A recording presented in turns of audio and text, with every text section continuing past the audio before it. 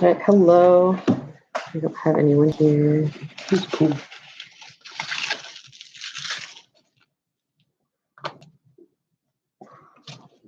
You still up there? Did you just have it out of it all? No, we're still there. Okay. Okay. There we are. There we are. All right. So we have one person. Sorry about some technical difficulties that we're having on our end. Hopefully we'll figure out how to do live things a little bit smoother. I'm just going to give a few more minutes for people to find us and join us while Tim starts brewing some tea. Hi, Ben. Oh, Ben is here.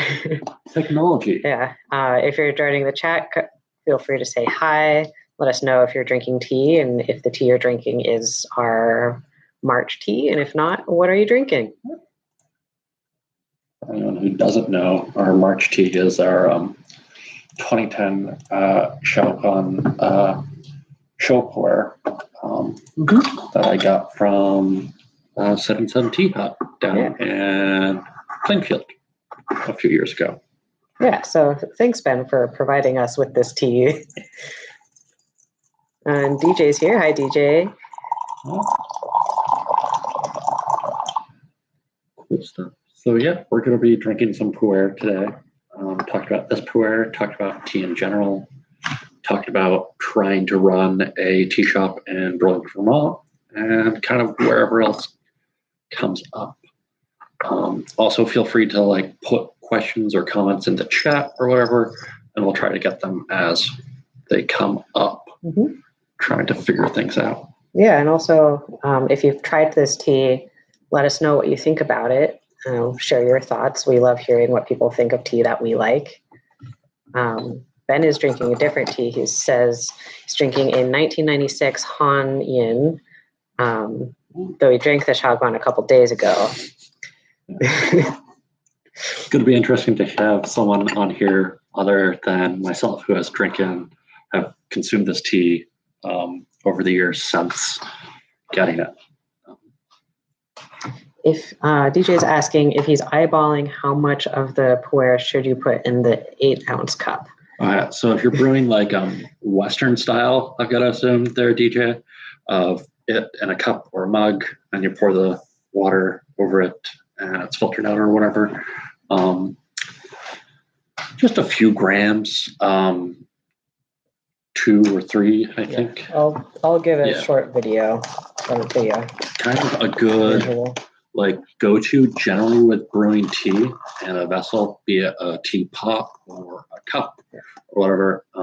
You'll tend to get a better brew of a thing if you treat it like freshly fallen snow on a parking lot or leaves on a forest ground, so that you can still see what's underneath.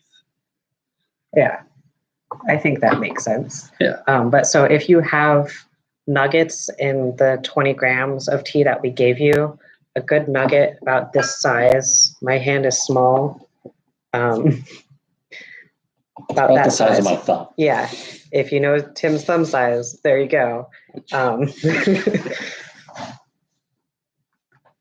It is poetic. And if you don't have any nugs, let's see if we can do this. Dusty bits. Some dusty bits like that. Basically, you want to do a few pinches of leaf if you're using your fingers to pick up a leaf, which is super acceptable. Yeah, it's a plant that gets harvested by hand, generally speaking. So continue to touch it. Yeah. So what I do, I'm brewing in a Yixing pot, kind of a hybrid Kung Fu style, where I'm using a lot more leaf than we'd usually use, and a lot less water than what folks are generally used to. For pretty quick infusions, running 20, 30 seconds, depending on how the liquor is looking and how it's tasting, kind of using our senses to change up brewing times and methods, generally speaking, with something like pu'er, I'm going to use starting point 90 to 95 degrees centigrade water, which is basically if you brought water up to a boil and let it sit for about a minute or so. Yeah. Okay. My pot is leaking. Yeah, which is fun. Yeah. A lot of pots leak a little bit, and those are perfectly fine to use still. The thing that I always like to remind myself about, particularly Eastern style brewing, is that splashes of tea are good. It doesn't have to be super clean to be a good pot of tea. It should taste clean, not be clean. Yes. I mean, yeah. There are also teas that have notes of compost in them. So those don't necessarily taste clean if you have a Western idea of what clean tastes like. Yeah. Got another question of what is the opinion on letting water sit after boiling versus heating up directly to a lower temperature? You get into some weird things there. Personally, I say bring it to what temperature you need to brew at, more often than not. There's many folks who will subscribe to a mentality of once water is brought to a boil, it should never be brought to a boil again. And I've done some tests as far as how I feel things taste, and haven't had dramatic changes in those things. So I say do what's right for you so long as you're drinking tea. Yeah. Yeah. If you are getting like really into the theory of water and tea, there's like different visual tells of like when water is at a different temperature. There's also a strong push to use highly filtered water, so you're not adding any other flavors into your tea besides what's in the tea itself. And definitely reboiling water can change how the water tastes. Which mostly all comes down to basically trying to figure out the minerality of water and how that's going to affect the brew that you're making with it, be it tea, coffee, beer, spirits. You can get into a lot of fun looking at the chemical makeup of water. What I've done here is I've got our fairness pitcher, which allows us to kind of look at our liquid before it goes into our cups and make sure that we're both getting the same quality of leaf juice, delicious leaf juice. Also, what I did earlier is I brewed or kind of washed the leaves, woke them up, so hit them with some hot water and let them sit for a bit. And this I'm not drinking, but this I am. I'm holding on to this though to let it chill and kind of sit out, and at the end of the session I might revisit it. That's a fun thing that I've started doing a bit more after visiting a tea shop over in New York City, Jin Yu Fu tea shop over in like Koreatown area. Yeah, and I think Tea Drunk does this as well, if you ask them to. Yeah. But so this practice of washing the leaf and holding on to the first infusion is really popular, particularly with pu'er, because as you infuse the tea more and more, particularly in gongfu style brewing, the flavors will change. And so it's kind of nice to drink the tea for multiple infusions, and then at the end of your drinking session to go back to the very first infusion and remind yourself where the tea started. So you kind of get a full picture of all the complex flavors of the tea.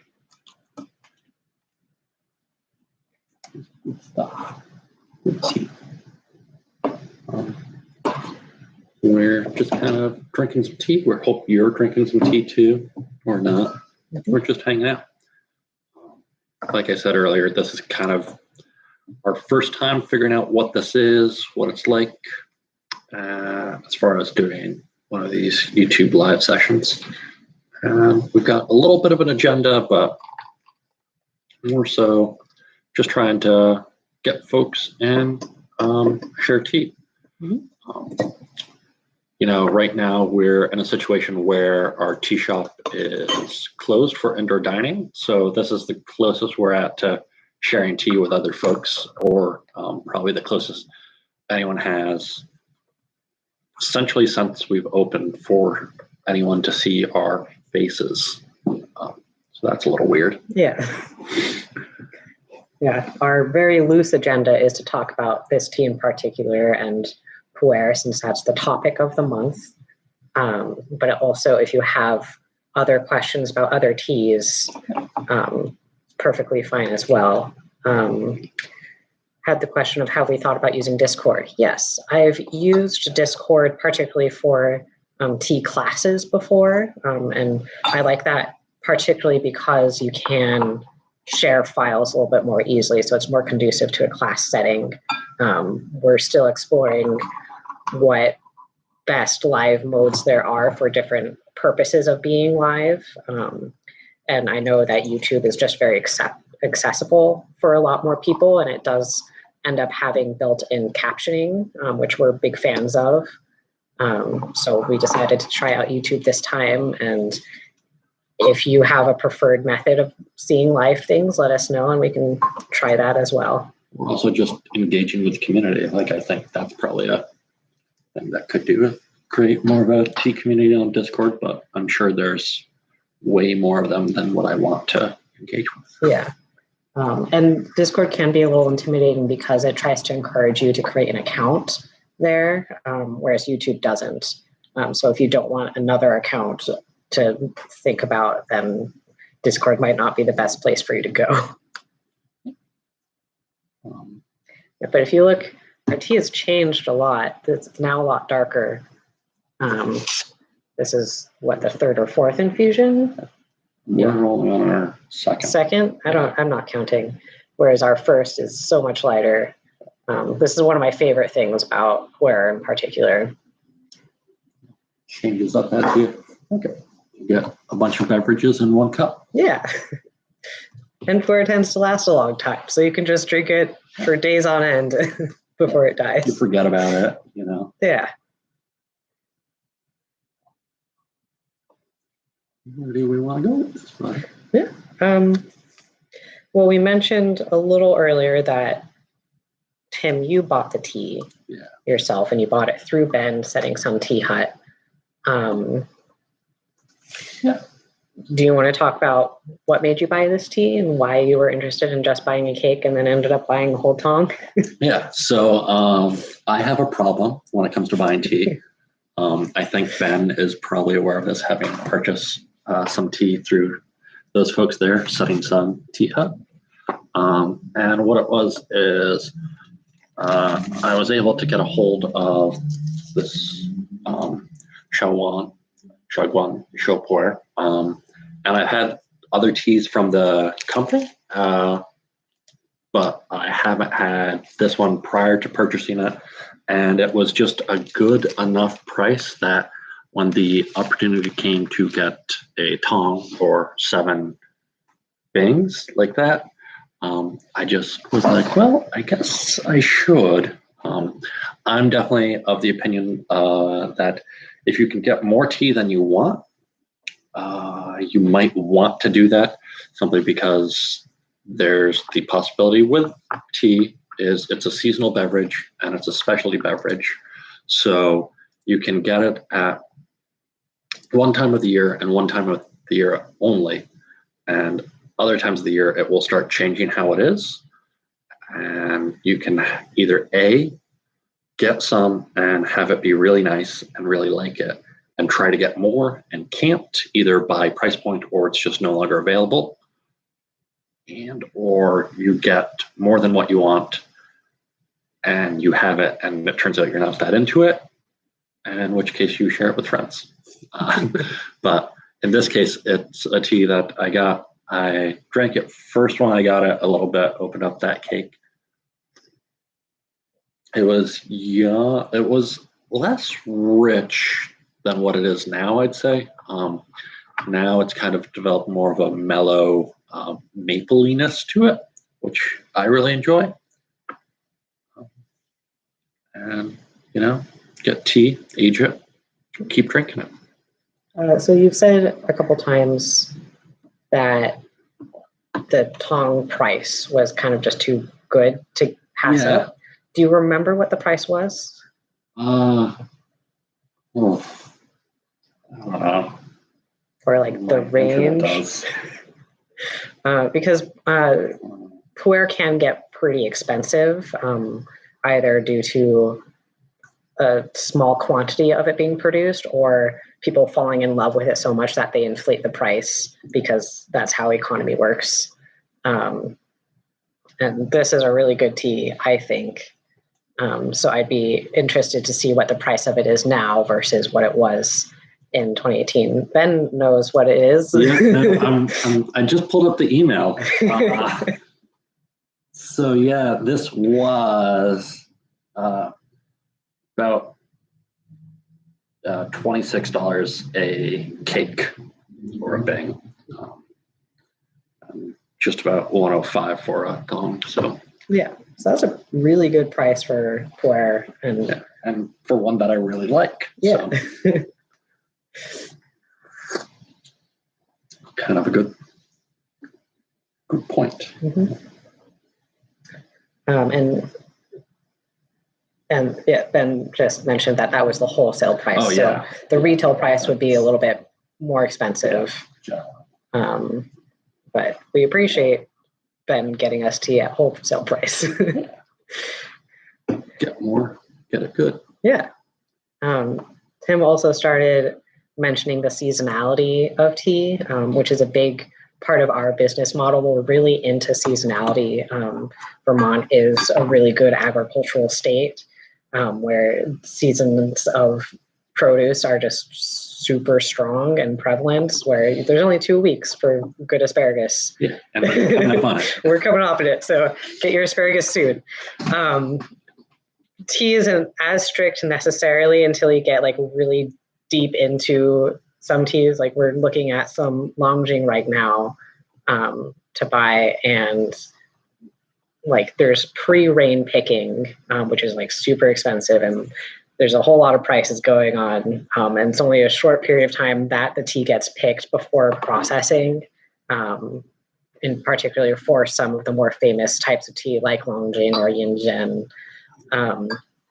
So buying tea can be a little bit crazy sometimes on the wholesale side. Retail, it's a little bit more calm because that's after all of the harvesting has happened, and hopefully all of the tea has been stored well enough to keep good flavor by the time you find it on a retail side. It can be definitely funky. Yeah. So that can get funky, and we're all about folks drinking more tea and getting more and more access to good and better tea. Some things that you should be aware of, like for storing your own tea at home, is your two main enemies are air and light. You want to keep it in enclosed, dark containers. Think like a pantry. Yeah. You want things to hang out in a pantry. So, for instance, you go to a store. Jars like this are really good. Yeah, they're really good to store tea in. They're not really good to sell tea in, which is why very often you'll go to a store and you'll see tea in very nice, pretty glass containers right in the front shop window. And that'll, generally speaking, kind of blanch out the flavors. Yeah, the tea will get sunburnt if it's anywhere near a window. It'll lose flavor. So don't trust it if you can see the leaf directly. I'd say first. Try it first. First off, always, whenever possible, drink before you buy. Mm-hmm. That goes for tea. That goes for good wine. Brown glass is kind of a middle ground because you can still see it. It does better. Yeah. But if you get like one of those good solid tins that like close air in. I'm not describing it very well. But if you get a tin that will close very tightly that you can't see in, that's the perfect tin to store tea. We've had some comments, DJs talking about changing the amount of leaf used this time than last time. And I'm glad you're enjoying it this time. And that's something also that we also encourage, play around with how you're brewing the tea, both with the amount of leaf and the temperature and the steep time, because tea is an art form, not a science, and science is an art. That's a different topic. But like, play with your tea. It's not a strict world, on the drinking side, at least. So figure out how you like your tea and figure out if there's a tea that wants to be brewed differently than that. It's a fun game, I think. And then also it's brew how you want it. If you brew a tea and you like the way that it tastes, you have just brewed it correctly. Yep. Yeah, sure can't argue with that. We had another question from Ellen. If you use the tea one day, can you save the used leaves and use it again the next day? Yeah. First, yeah. Like, this works particularly well with pu'er because it has a longer life than most other teas. I have tried it with some greens. It's perfectly fine. You don't want to leave it too long because otherwise it might get moldy or dry out really weird. But that's another part of the experimentation of forget about your tea, come back to it, drink it later, see what it did. Yeah. With that, that's also talked about the leaf being in a pot or in a vessel and kind of hanging out damp. Very often, I'll start a tea session late in a day and start drinking it and then be like, I'm done. I'm done drinking this tea. And then it's there in the morning and I'm like, oh, I have tea. Apparently I'm drinking this tea this morning. And look at that. That works out. Yeah.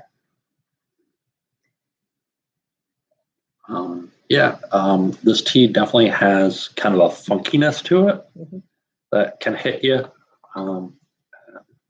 That's something that I really like in pu'ers, that kind of funky, earthy notes, kind of. Yeah.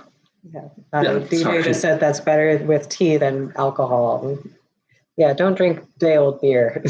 Yeah, or do. You're an adult. Yeah. I assume you can make those choices. Unless you like it. Yeah. But on a related note, tea drunk's a thing. Now that we're talking about alcohol, which is basically what can happen with tea, and for me, definitely drinking tea, is getting hit by the L-theanine, which is is it L-theanine? Yes. It's not L-theanine that you're talking about. That pairs with caffeine. Oh, yeah. Yeah. So, anywho, L-theanine is a chemical that pairs with caffeine that when it goes into your system, it effectively acts like a time release capsule, effectively. So you get the same-ish amount of caffeine as a generally well-brewed cup of coffee. That'll hit your system slowly over time. One thing that will happen when that is happening is you'll also end up deciding, or I will decide, I'll continue drinking tea. And the more you're drinking it, the more it's hitting your system and kind of hanging out. And you're entering into a kind of buzzed state, which can commonly be referred to as tea drunk. Yeah. Moral of that is if you're drinking tea, have a snack nearby. Yeah. Particularly a carb-heavy snack, because your body will thank you. For me, at least, it feels kind of like a wine drunk, where it's a little giddy and a little headachy. That's how I get on wine. Yeah. If you've experienced tea drunk, let us know. Tell us your story. Yeah. Yes, it is. Very nice. Yeah. You can also definitely get jittery on tea. It's, you're stacking caffeine at some point, and it will affect your system. I just want to check in that audio is sounding good for anyone on here. Yeah, we can project more if you are having trouble hearing us. We both have experience in theater, so we can do that. Yeah. Talk. Yeah. So let's talk a little more about this tea in particular. It's from Shaguan Tea Factory, which is in Shaguan, a town in Dali, which is a province in Yunnan, China. which is in China, which is almost the other side of the world in this hemisphere. Yeah, Yunnan has a pretty interesting tea history, where it's part of the southern Yunnan is thought of as the original home of the tea plant. The Sichuan Bana, I think I said that okay. Prefect autonomous area, which is on the border of other South Asian countries. I'm forgetting which ones right now. But Shaguan's a little more north than that. And what was interesting about Shaguan Tea Factory in particular is that it has some of the most trusted tea trademarks, and then kind of got fucked by, sorry for my language, by the Chinese government when the communist Chinese government took over and decided all of the tea was under one brand. And this messed with a lot of tea factories. But I was reading about its effect on Shaguan in particular. And when you have all this tea under one brand, it makes the brand a little bit less trustworthy because there's different qualities of tea coming in. And so when they were finally allowed to go off and get back to their trademark, they saw a pretty big boom in their business, and we became another trusted tea brand again. Yeah. So when we're talking about the brand, it can get a little funky, especially for some pu'er factories. You've got the factory that produces the tea, and underneath that, it can have multiple brands. So in the case of this particular Shaguan, it's Shaguan Tea Company, and it is the White Herring brand. The crane. Herring or crane? Crane. White crane. Yeah. There's a crane. Here's a crane. Yeah, and so this is one brand under the Shaguan Tea Factory company. It has a few other well-known brands, such as the Shaguan brand, which is just the name written properly. There's the Baoyang brand, which is the Lucky Flame. Those are the two that I really know. Yeah. But yeah, the Crane brand is pretty popular. Yes, so Ben's helping us clarify that the Shaguan is the factory, Songhe being the brand, but there's also the brand Shaguan. It gets a little complicated. That does bring us towards another ish point with tea, and especially when you start to try to get history or get as good information as you can on tea, which is there's a lot of information out there, and a fair amount of it will contradict itself from different times and different periods. Some of that's to do with better translations coming forward and counteracting information that was previously available, and that can muddy the space where information isn't changed in previous iterations of things. So with that, I always like to say that the information that I provide about tea is the information that I've been able to find about tea, and it is subject to change based off of new information. Mm-hmm. And there's also a lot of newer tea information that just hasn't been translated into English. And so people are maybe translating themselves, and it can get more complicated with that. I personally don't try to translate,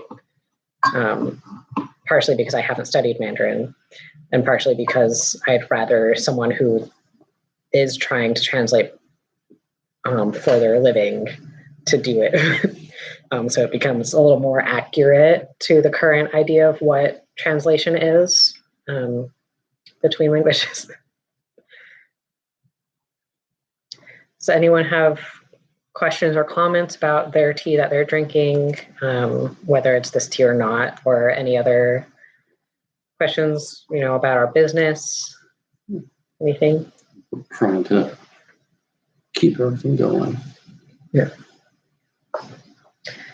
Tom is saying that they get a nice, strong aroma and like the flavor, and it seems to be weaker than the aroma suggests. Yeah. The tea flavor and tea smell can be different from each other. It's a little less drastic than the difference in coffee smell and taste. I'm saying this as someone who doesn't really like coffee taste, but really loves the smell of coffee. Tom would like to add more flavor, just add more leaf. Yeah, add more leaf. Try increasing the amount of leaf that you're brewing with. Potentially also use less water. So you're getting a more condensed beverage. It's not quite the same as viewing extraction with coffee, which we could get into in a later conversation, an episode, and bring in some of my coffee friends to try to go over that. But what it is we have so much leaf and so much water, and increasing the amount of water will at some point net you negative effects. Same thing with leaf, where no matter how much water you have in, you're only ever able to get X amount of total dissolved solids. In this case, we don't really have those out of the leaf. Yeah. So there are 4 factors you can play with when you're changing how you're brewing the tea: the amount of leaf, the temperature of the water, the amount of water, and the steep time. So if you adjust all of those, try one at a time. Much like a math equation, only move a variable at a time. Yeah. Unless you want to annoy yourself. Yeah, but changing one of those will change the flavor or amount of flavor that you're getting. And of course, this tea in particular, as a pour, will change over time depending on how much you're infusing, both time and number of infusions. So the flavor will change, and maybe you like later infusion flavors, which means maybe you start with a longer infusion and then shorten it. I've definitely had sessions with drinking a aged pu'er or a few aged oolongs where I've done a session with 8 or 10 infusions, and the first one was really into, the 4th was really good. Then it died for infusion 5, 6, but was back again at 8. So what I always suggest doing is, if you've got the time and the energy to do it, write when you drink your tea. So just take notes as far as I'm using this much water, this much leaf. This is what's working or not working for me, and kind of document your tea journey, and that'll help you get more out of your tea and really narrow down what tea you want. Yeah. Those who have bought multi-month subscriptions received a tea tasting booklet that we created. And you can also buy it separately on our site if you want. And we just created it because we haven't found one in the world that we like. And so we made one that we like enough to share. We also made the flavor wheel ourselves. So it's our flavor notes that we commonly see in tea. And that is available for purchase locally as well as being shipped worldwide. Lion Turtle. Shipped within the continental US. We're not quite worldwide yet. It's like worldwide, but a continent. Yeah. Over at lionturtletea.com. That's lion as in the animal, turtle as in the animal, and tea as in the beverage. Yeah. We have not mentioned what next month's tea is. Do we want to reveal it today? Yeah, why not? Yeah. So next month's tea, we have it around. I don't know. You've had is an aged white tea. So we're moving the conversation from an aged pu'er, which is common, to an aged white tea, which is becoming more common. It's a 2015 Chaumet. I was brewing it today for some periodical things. We have some used leaf. Tim is trying to find where I put the rest of it. But we'll talk about this more later in next month's tea tasting. But aged white is a really interesting category. And I think it goes well as a follow-up to pu'er. Oh, where it went. I know where it went. I'll go find it. Well, as they're tracking that down, I'm just going to keep drinking tea and keep talking to you folks, hopefully not just as a disembodied voice. So what kind of started my tea journey is my grandmother years ago, drinking tea with her at her home. And that got me into tea. And from there, I then started to explore loose leaf tea and discovered that whole cluster that I'm in now, drinking tea all the time. So, Jason is pouring out some of the next month's tea, which is, as they said, aged white tea, Chaumet, out of Fudding. Yeah, Fudding.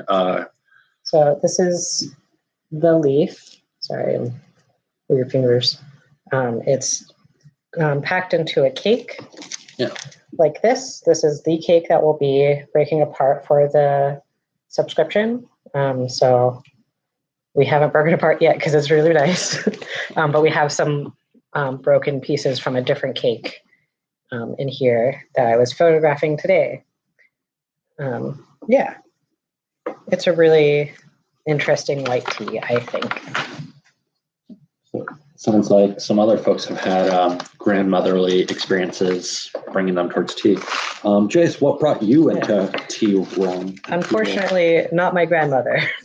But starting with my parents, it became a tradition to study Japanese language and culture in my family. And thankfully, I grew up in the Bay Area of California, like half hour south of San Francisco. So there's Japanese culture over there.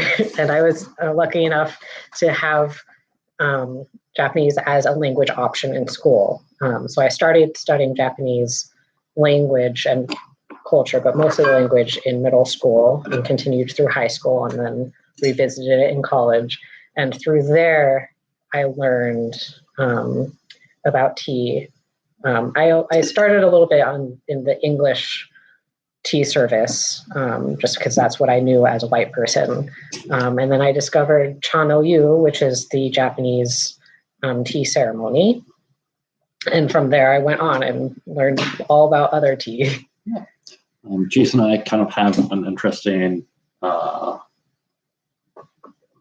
distinction between us, where they approach tea very much from Japanese history and timeline, where I approach it from a very Chinese and Taiwanese timeline. And it becomes entertaining when we both look at a tea and go, this is what I really like about it. And they go, no. Yeah. We butt heads fairly often with our different perspectives on tea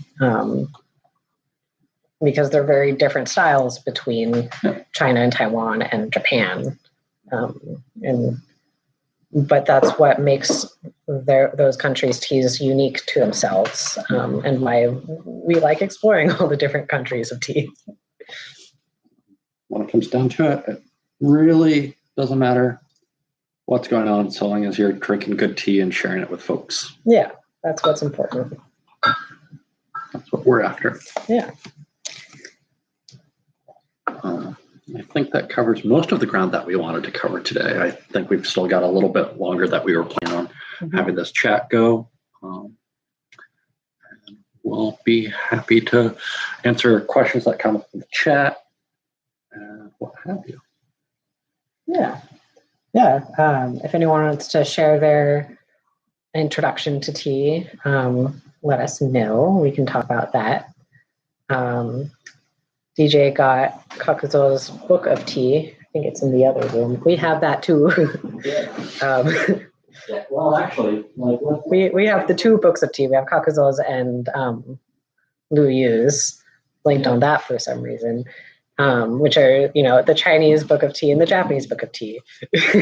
So also, like, if we want to get into a little bit of a primer on some good books to start at with, if you're looking at getting into tea and wanting to read more about tea culture, tea history, and such, two really great jumping off points. Both are pretty readily available in English.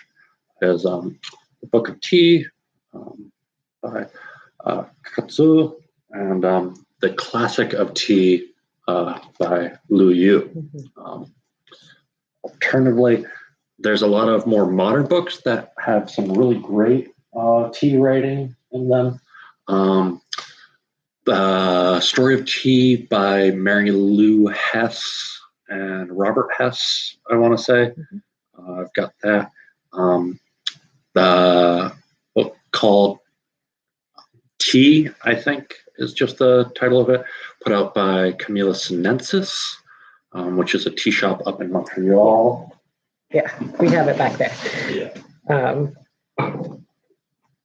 Ben says Tuttle Publishing has a lot of great tea and culture books. Yes, Tuttle is actually a great one. This is Camellia Sinensis. The Camilla Sinensis History Terroirs Varieties, which will probably be a conversation for another tea chat, which is it's entering into tea language more and more, and more food language in general is taking time to actually discuss terroir. Anyone who knows wine, of course, terroir, taking from the French, talk about everything in the land that makes up the grape and the leaf and how that will affect the flavor. Just to go back to the color of our tea right now. So this is the infusion that Tim just poured. It's a lot lighter than earlier. We've been drinking infusions of this tea the whole time. And it's actually come back around to pretty close to the first infusion, which is also another reason to keep the first infusion handy and see where you're at. But going back to books, The Classic of Tea by Lu Yu and what was it called? Book of Tea by Kakuzo are two really great foundational tea books. But one thing that you have to keep in mind with those two in particular is that they are written for their time. So there's commentary on how one should brew tea in different settings for that time period and for that brewing style, which is very different from today's. So it's a great history learning tool, but it's not necessarily particular to how things are done today. They're also a little difficult for me to read because it feels very academic because they're translations. But one day I do really want to do a tea book club with those two in particular as part of a historical education of tea. Which, speaking of, I'm starting to put together some more tea classes. And if there's a topic that you really want to learn more in depth about, let me know and I'll put together a class and we'll eventually get together and do that. Well, I think that's about where we're at today. We're going to keep drinking some tea probably off of stream and more than likely consume some food at this point. Yeah. If you've been drinking this whole time, please also eat some food. It's important. Think about it. Well, thank you all for joining us. We look forward to having another one of these next month, talk about our upcoming subscription, which there's still time to sign up for right now. We'll be going into depth about white tea and how we get there from Pu'er. Yeah. And if you have any thoughts after we end the stream, feel free to reach out to us. Let us know if you thought about today or what you want to see later. Or Hit us up in the comments. Reach out to us via email, info@lionturtletea.com. One last question. Someone wrote, show us some nice pairings of snacks from our tea menu or our food menu. Yeah, we will. One thing I suggest that I know we have is dumplings. Tea and dumplings go well together. Yeah. But yeah, we'll talk more about food and tea going together at a later date. All right. Thank you all and have a wonderful day. Yeah. Bye.